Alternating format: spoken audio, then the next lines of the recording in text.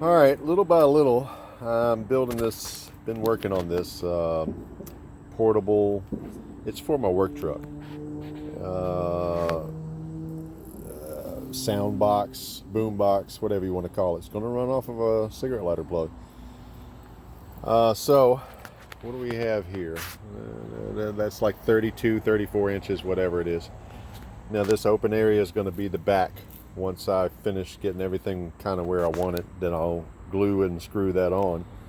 And this, it's for work, so I'm not really caring how pretty it is. So anyway, in each one of these is a ported chamber for a pair of Dayton 4-inch subs. We've got the whatever the hell you call it, crossover or something. And the intent was to keep the highs, the tweeters are going here, and they're going to be passively crossed with a capacitor, and these are going to be passively crossed, I think, 1,000 kilohertz, I think. I can't remember. Anyway, so the two 8 ohm Daytons in parallel, so that'll act as one. Now, I debated on actually running two crossovers and running two of them to the rear, or running both of them to the rear and running the tweets to the front channels. But I know on some music you don't it will transition from left to right, but it won't do it in the rear. It only does it in the front. So that we'll have to see how that goes. But anyway, it's going to be two 8 ohms in parallel to 4 ohms. So that's the whatever wire in there. This little doohickey right here is going to be a little hideaway box for some 8.5 amp hour, what do you call those, lithium, I think. And that's going to be running to that relay, and then to a distribution block or fuse block or whatever.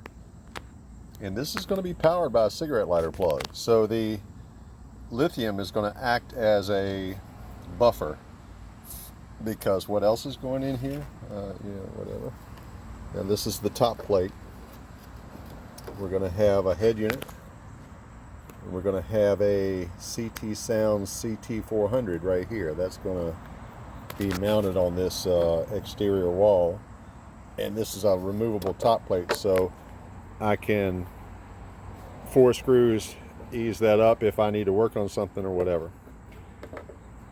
And we'll have a voltmeter and another accessory outlet if I need it, because the work truck's got one freaking outlet. That's it, and I can't modify it, can't do anything to it. So I'm trying to remember here. I'm going to have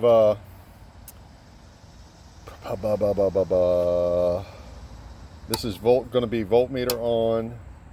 That's going to be remote on. This is going to activate the relay.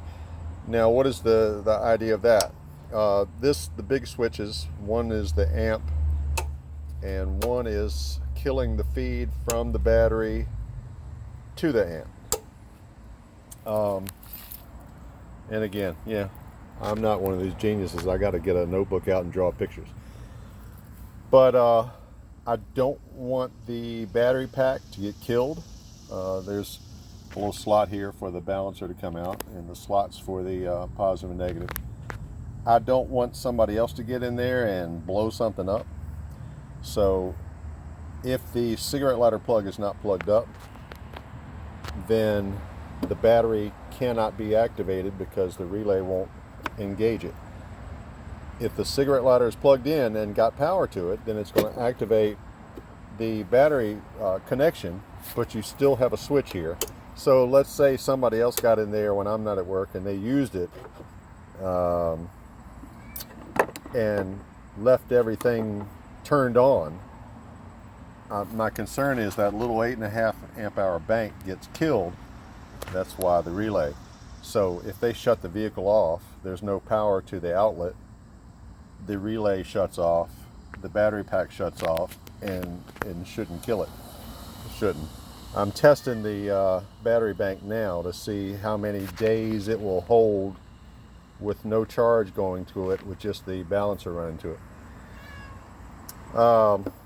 So anyway, that's the project that I've been spending the last many weeks, a little bit here and there, working on.